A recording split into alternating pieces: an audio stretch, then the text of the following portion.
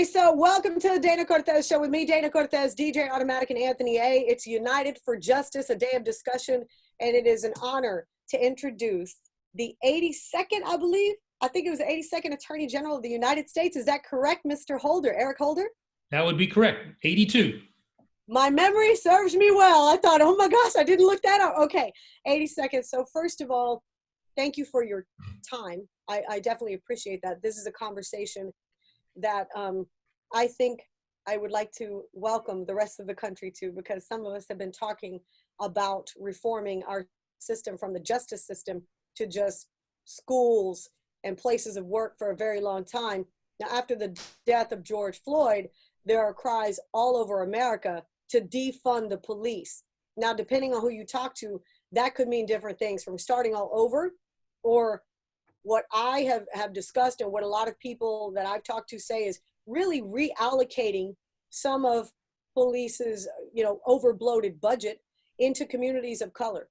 We're talking about access to healthcare, better education, mental health facilities.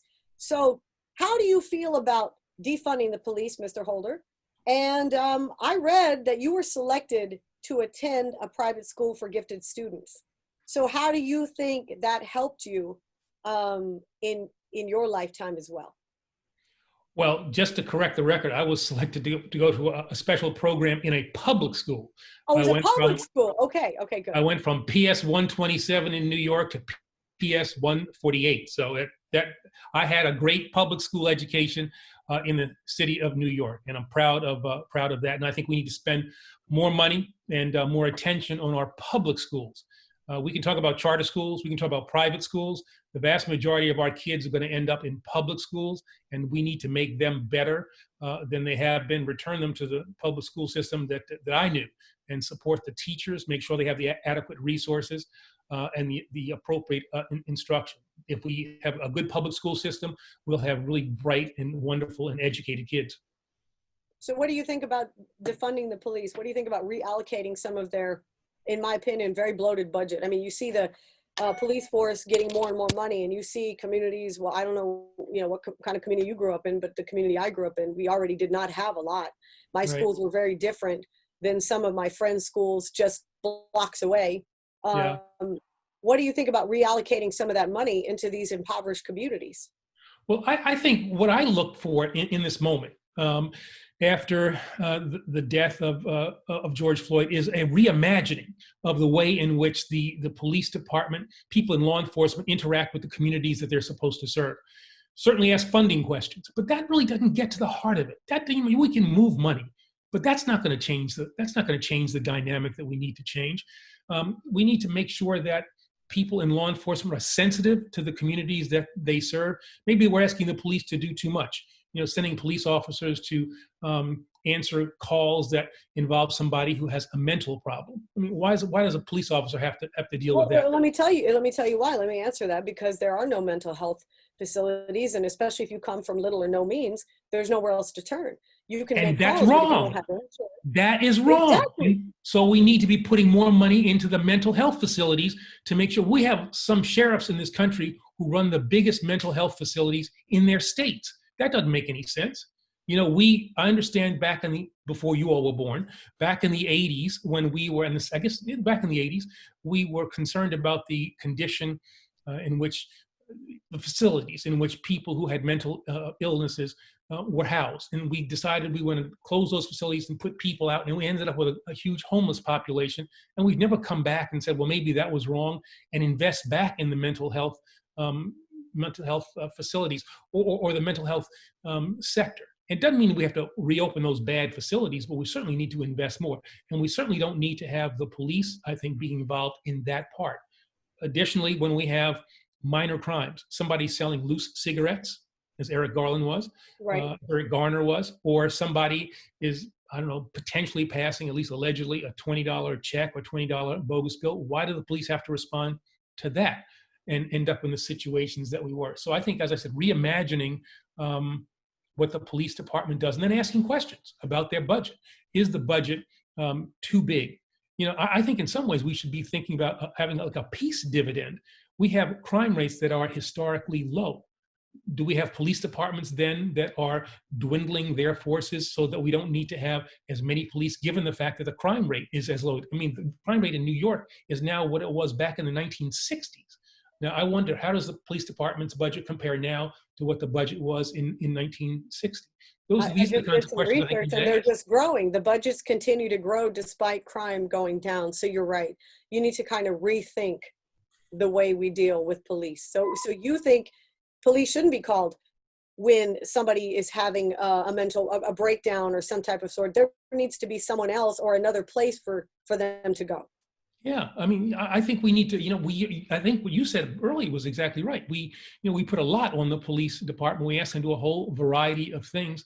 Their core functions that they have to do, but these other things that they are called upon to do maybe ought to be done by other components in government that need to be enhanced. And some of the money that we spend on law enforcement needs to be reallocated so that we have experts. Experts. Police officers are trained in dealing with criminal things. I'm not sure the average cop is going to be equipped to deal with somebody who is in a mental health crisis. Have a person who's an expert respond to that kind of call.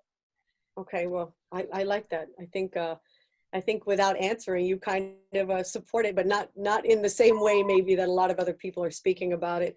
Now, during the Obama administration, you were America's top cop.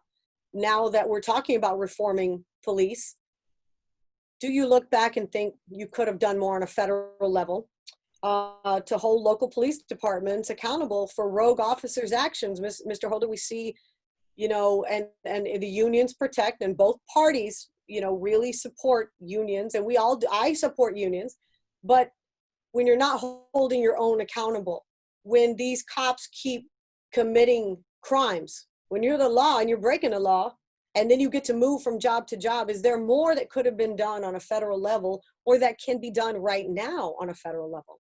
Yeah, I mean, there are 18,000 police departments in the United States.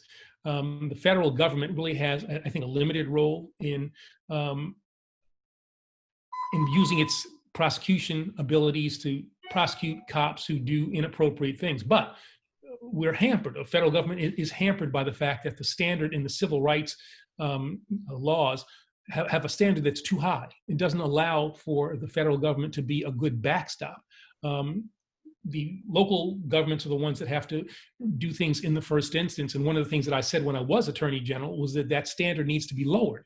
And that is part of the bill that Democrats in the House of Representatives have now put forward to lower that standard, which would allow the federal government to be more participatory when it comes to policing these cases. But accountability is clearly something that has to be a part of the mix. If police officers do something wrong, they have to be held accountable.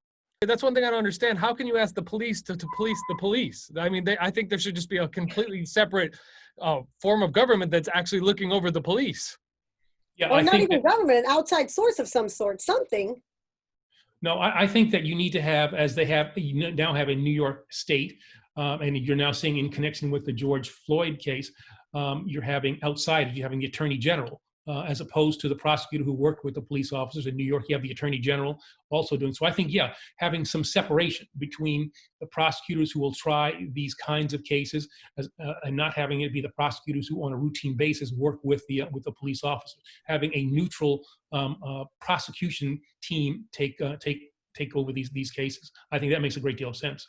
But why do these cops have 17 complaints? And this is one, okay? I'm talking about the man who murdered George Floyd, former officer Chauvin.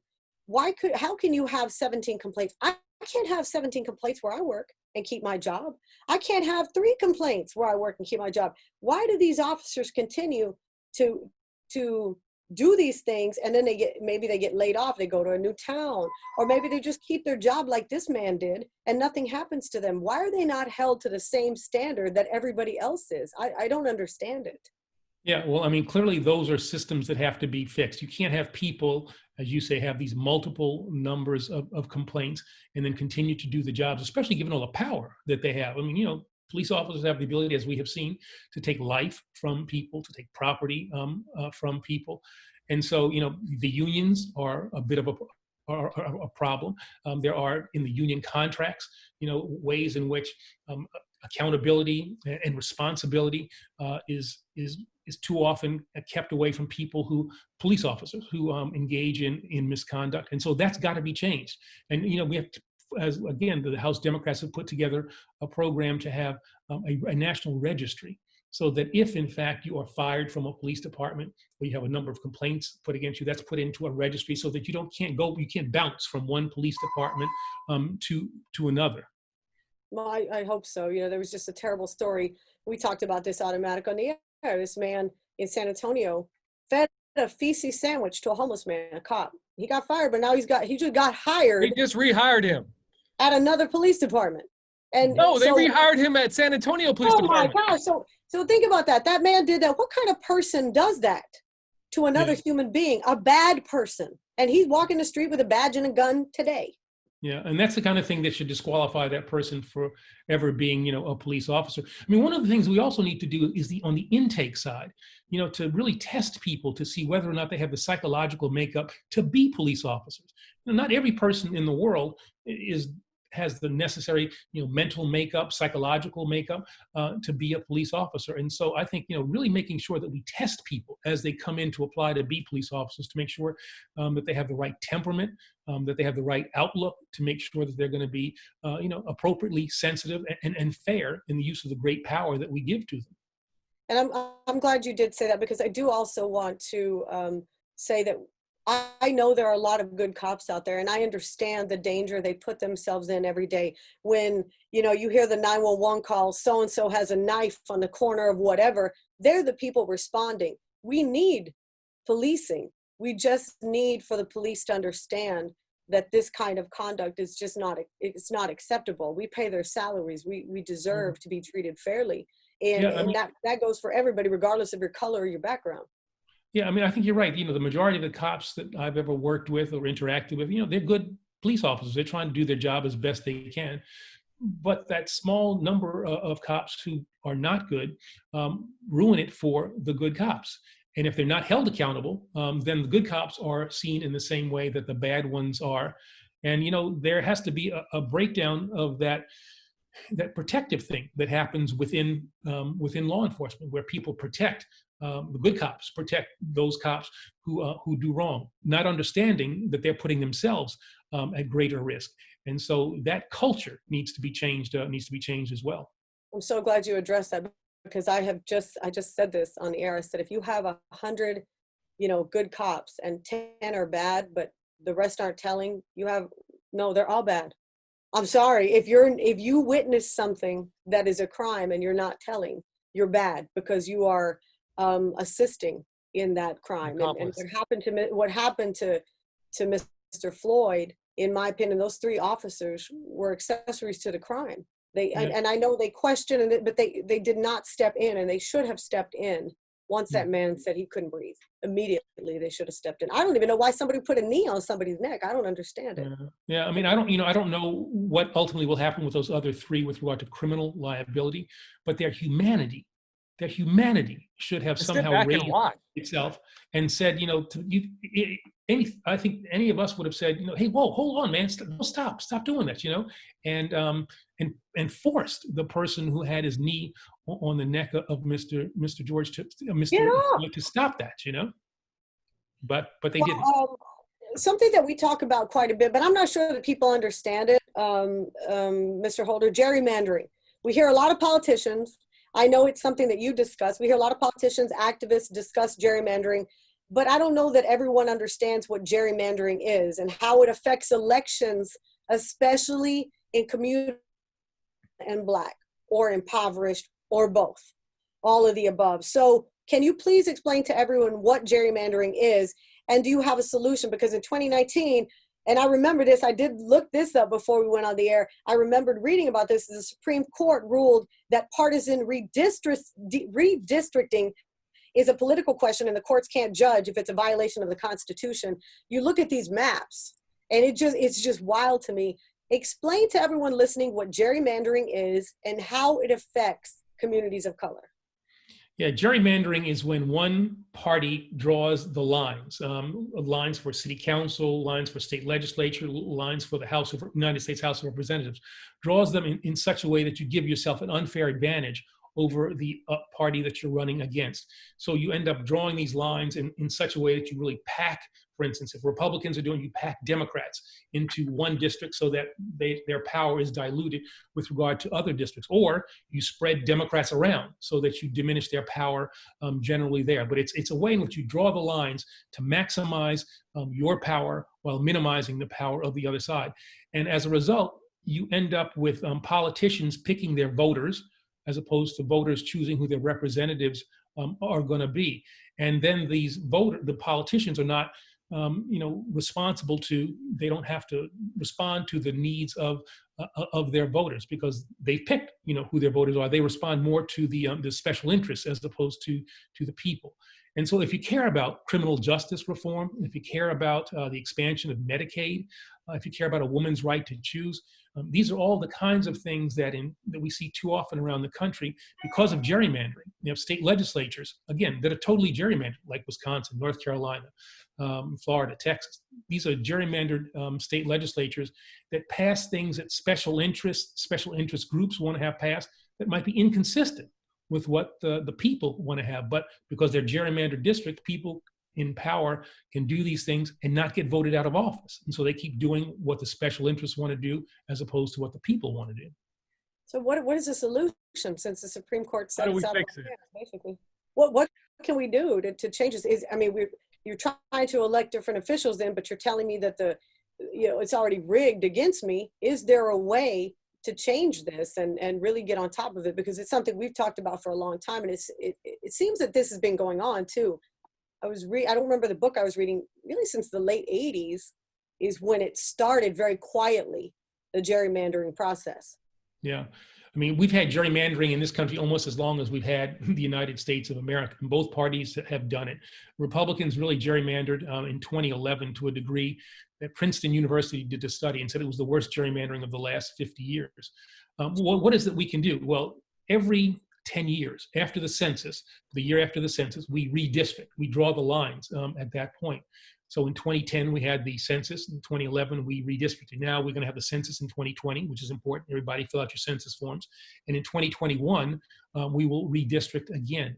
And our organization, the National Democratic Redistricting Committee that I'm the chair of, is determined to make sure that the process in 2021 is fair. Doesn't gerrymander for Democrats, doesn't gerrymander for Republicans, just that we have a fair system. And so we have filed lawsuits. We have elected people who will stand for fair redistricting. We've also put in place commissions in different parts of the country, different states around the country. And these commissions are made up of neutral people who will draw the lines. Don't let politicians draw the lines at all. Let neutral people do it. And so people need to get out and vote. First of all, for people who will stand for fair redistricting. They have to fill out their census forms. That is obviously important as well. Census.gov, by the way, census.gov. Go there now. It takes 4 minutes max for a family. We just did ours in under 4 minutes, so I'm sure a single person's even shorter. Yeah, and now it's interesting what you said about that Supreme Court decision. Supreme Court said that the federal courts can't hear partisan gerrymandering cases, but they can still hear racial gerrymandering cases, because sometimes you gerrymander on the basis of race, sometimes on the basis of politics. Supreme Court has said on the basis of politics, partisan gerrymandering, the federal court's not open to those cases. And so what we have done at the NDRC is file lawsuits in state courts using the state constitutions and redrawn the lines that way. We've been successful in Pennsylvania, North Carolina, Virginia, by filing for cases using the state system, using state courts, state judges, and the state constitution. You need to get down to Texas. I was going to say, when are you going to get to Texas? When you going to get to Texas? My goodness. Texas is one of our targets. We flipped 12 seats in 2018. We need to flip another 9 this year to take over the Texas House of Representatives. And that way we will have Democrats at the table come 2021 when it comes to redistricting. The real danger is when one party controls the governor's seat as well as the 2 houses in the state legislature. It's called a trifecta, and they can therefore draw the lines in a way that favors their party. So Texas is one of our targets. I had a question for you about the acting Attorney General, Bill Barr, in particular to the comment he made that history is written by the winners when he was talking about General Flynn. Did you have anything to say about that, or you feel a certain way about him saying something like that? Well, I think Mr. Barr, I'm always reluctant to criticize my successors or even my predecessors. It's a tough job, but with him, he's exhausted my patience. History is not going to be kind to Bill Barr. He serves a president as opposed to serving the American people. An attorney general is supposed to be the lawyer for the people, not the lawyer for the president. And he has, misconstrued facts. He's used put policies in place that are inconsistent with the traditions of the Justice Department, all to help and serve Donald Trump. He is among the worst attorneys general I think this nation's ever seen. Tell us how you disagree. really feel. Just facts. Okay. Yeah, well, we agree with you 100%. Mr. Holder, is there a message that you have to give anyone who's listening who might feel right now hopeless? One thing I saw the President Obama town hall the other day, and one of the things that I found so hopeful was when he talked about, look, we've come a long way. You look at the protests today, they didn't look like that in the 60s. It's like, there's people of all colors out here. There's people fighting for justice for everyone. Is there a message of hope you'd like to deliver to anyone listening right now who feels hopeless and maybe stuck in a place that they want to get out of? Yeah, before every successful movement, there has to be that feeling of doubt, questions as to whether or not the movement will be successful. I'm sure Dr. King and Reverend Abernathy, John Lewis must have thought, at least at some points, can we really do this? Can we end segregation in this country? And yet, they persevered, they suffered setbacks, and they were ultimately successful. And that's, I think, what we have to feel now. We have changed this nation in fundamental ways. We've ended slavery. We ended segregation.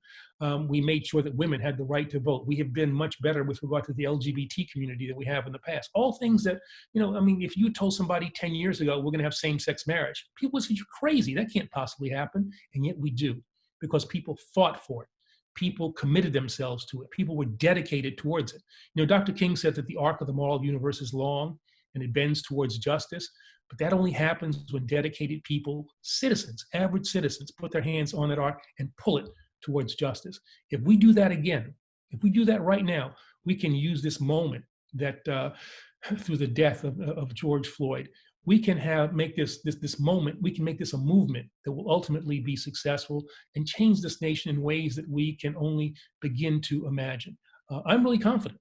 I'm really confident that if we stay focused and understand that positive change is not promised, it only happens when people work for it. If we commit ourselves to the work, we can change this nation for the better. I feel it. You can feel it. It's different right now. And yeah, I think that's absolutely right. History's being made. Attorney General Eric Holder, thank you for your time. Thank you for joining us. United for Justice, a day of discussion. This interview in its entirety is on YouTube. Search Dana Cortez Show. Same on Facebook, Dana Cortez Show, on Instagram, at Dana Cortez. Thank you so much, Attorney General Holder. Have a beautiful day. We thank you for your time. Thank you. Bye-bye.